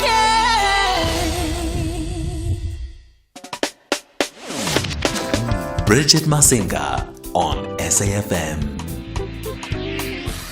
Ashraf is back in Johannesburg for the beginning of this week. Good to have you back. Yeah, thank you very much. Yeah, Much appreciated. Let's talk about what's coming up in the National Pulse. Yay, there's a lot happening on So the there's news. so much. We'll get a reaction on the ANC reaction regarding Zuma's suspension. We'll obviously talk about that. Let me ask you this Yeah. before you tell me what else is coming up. Yeah. So I've been hearing the clips, right, Madupi and them all saying how the ANC says he will no longer be celebrated as the past president. And I'm like, but now, okay, so expelling someone, does that negate the contributions that they had to the organization? I'm not a Zoomist, by way of disclaimer, but does that negate the contributions that he's had with the organizations all these years? You put him in there in the first place. He's your president. He was your president. You know? Yeah. It was so weird. Okay, Well, there you are. continue. So we'll talk about that. There's this issue of the Pineland racism, slavery story. Have you been following that story? So, I mean, these kids at the school in Pinelands, in Western Cape Town, they, after school or during breaks, they've got this mock slavery, what I call it, mock. Well, it is that. And they play out these things where they bid for different slaves and they sell them off, which is their students, right? Wow. And they break it down according to color, obviously, Yes. you know. So yeah, that's gone viral, and we will talk about like what's the story, what needs to happen, how can this be? I won't say be allowed to happen. How come this is happening in the first place? Like, Yes. what's the story? So we'll certainly talk about that. There's also been issues of, again, staying with Cape Town. We'll check to the mayor, I think, hopefully around their plans to remove some of those informal settlements in the city of Cape Town to better places, if I can call it better places. So under the bridge community. Yeah, I mean, if you're in Cape Town proper, you would see that, right? Very close to, where they're having parliament now. So we'll talk about that and a whole lot of other things as well. Yeah, it's the National Pulse. They've been trying with those under bridge communities because there was a lot of developments that was happening in that city bowl with all those apartments being refurbished, a lot of them, Airbnb and hospitality. And they've been trying to move those under bridge communities. There's actually, I think, an association called the Under Bridge. Yeah, I'm not sure what it is, but I'm aware of it. Yeah. And they've not succeeded thus far. So well, we'll talk about all of that and the attempts to get them a better place. Yeah. And then also to retain the character of the city, something that Joburg and Durban have not done. So it's right. We'll talk about that. We'll see. We'll see how that works out. That's coming up on the National Pulse this afternoon with Ashraf and his team, 3 till 6. Let's take a quick pause and then we'll come back and we'll wrap up our show. Winners Finalists, fan favorites, and viral sensations from previous seasons of America's Got Talent return to the stage to compete for the All-Star title. Join Heidi Klum, Howie Mandel, and Simon Cowell as they decide who is the best of the best. The creme de la creme, the top dog, is in Tamatota. It's a festival of talent on America's Got Talent All-Stars. Saturdays at 6:30 p.m. on S3. Channel your best entertainment with America's Got Talent All-Stars. Only on S3. Open up. There will be no hiding place in the men's hockey Pool A encounter between South Africa and Germany. The African Giants and Europe's well-decorated outfit are both chasing the vital points. This is the Olympic Games Paris 2024. South Africa faces Germany on Tuesday, 30 July at 10:30 a.m. Live on SABC Sport on DTT Channel 4 and reports on SABC radio stations. Also available on SABC Plus and SABCSport.com. SABC Sport is the proud broadcaster of the Olympic Games Paris 2024. Hashtag the global battle of great athletes. For the love of the game. You are listening to The Full Circle. So we know the issues that are plaguing South African young people, right? We know the stats. I think we can all rattle them off from the top of our heads. And according to Statistics South Africa, the first quarter of 2024, the unemployment rate remained alarmingly high, approximately 32.6%. Over 60% of those were South African youth between the ages of 15 to 24. And today we've got Siati Muloy, who is the CEO and founder of Koi Tech, and they are raising their hands and stepping forward to empowering young people beyond Youth Day and Mandela Day. How are you doing today? Hi, how are you, Bridget? I'm fabulous. Thank you. It's a pleasure. All right, let's talk about you guys. You're a tech company. Yeah. And your interest in just, firstly, tech company playing in what spaces? Let's get a context of that. Okay, thank you very much for inviting us. My name is Siati Mulo. I'm the CEO of a company called Koi Tech. We are based in Soweto, Orlando East, to be specific. Okay. We play in the consumer electronics space as well as related software services. So you can safely say that we are in the consumer electronics, but our focus is in wearable tech. Our first product was a smartwatch, and the aim of us coming up with that was to disrupt the market, because we felt that, as South Africans and the continent at large, we are too dependent on international companies to provide us with services. So we felt the need that we need to create our own stuff, and around 2020 we started the journey of creating our own products and services. We started with a smartwatch, and coincidentally it was around COVID, and we zoomed in on the health benefits and created software platforms that speak to that, where people that are using our devices are able to get, alerts with regards to their health and well-being. In a nutshell. In a nutshell. And then let's talk about your sort of keen interest in empowering and developing young people. Why have you guys decided to really, take up the call as sort of left behind by the late great statesman Nelson Mandela?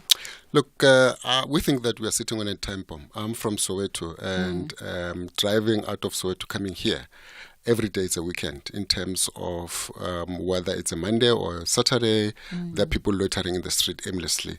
And we have to play a role as a private sector to contribute towards halving this unemployment.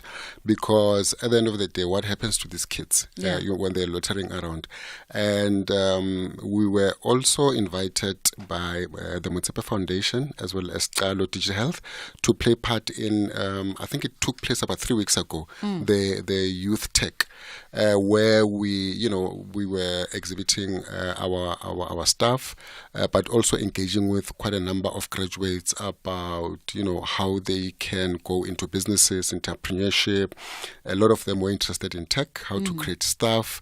But it was also, encouraging them that even if you don't find a job, find something to do in terms of buy and sell anything, create stuff. But a lot of graduates that came to our stand, they were more than delighted to learn that, we started from scratch. Also because we were also empowered as a company. We are a product of Telkom Enterprise Development Company, Enterprise Development Program. Yeah. And they roped us in, gave us the skills, funded us. And we are where we are today because of such initiatives. And the message that we got from the Telkom CEO, Sarameta Ukubo, was that when you guys make it, do what we did too, in terms of there's a term. Pay it forward. Pay it forward. Yeah. So that was the message, and we are doing that exactly. Yeah. In terms of the long-term youth empowerment initiatives that you've got going on, maybe give us a scope of what kind of initiative activities do you as Koitech have in terms of developing young people, particularly in that Soweto community? So what we do, we've got a number of intention programs. We bring them in. There's a lot of interest around technology because we are a tech company. There are a lot of boys and girls that are interested to learn about technology. Even those guys that are straight from school. There is giving them experience. Nothing beats experience. We always tell them that. We are also working on coming up with initiative to teach them about programming. I was fortunate enough that I taught myself how to program, So sometimes you don't need college, where there are opportunities for us to be able to avail machinery to them, to say, here's a machine, teach yourselves certain things. You'll be amazed how innovative these kids are. Give them the tools, and the rest will come. Yeah. And that's all that we need as a country to be able to play a role in making sure that these kids are off the street. They've got something to do. We give them work experience. We're encouraging them, because when they come into our company, they can see that there are people that are working, and that helps quite a lot. Yeah. Now, when you guys took part, as you said, you took part in the Tech Expo, right? Yeah. Talk to us about perhaps some of the insights that came from that, whether when engaging with young people or just engaging with the other participants there. Yeah, absolutely. So it was a Youth Tech Expo where Motsepe Foundation invited a lot of companies, including ourselves. There was quite a number of companies that exhibited their offerings, and I think there was about between 1,000 and 4,000 graduates, a majority of them unemployed.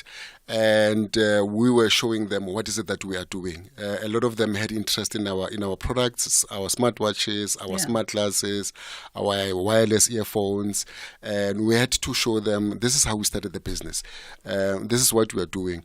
This is how we are engaging the private sector. This is the day-to-day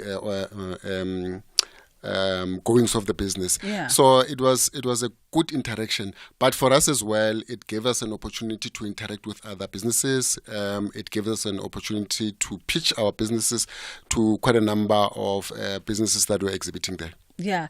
And what was the number one, perhaps, point of curiosity or number one question that you think was directed at you all by these young, aspirant, unemployed South African black youth that want to penetrate this tech space?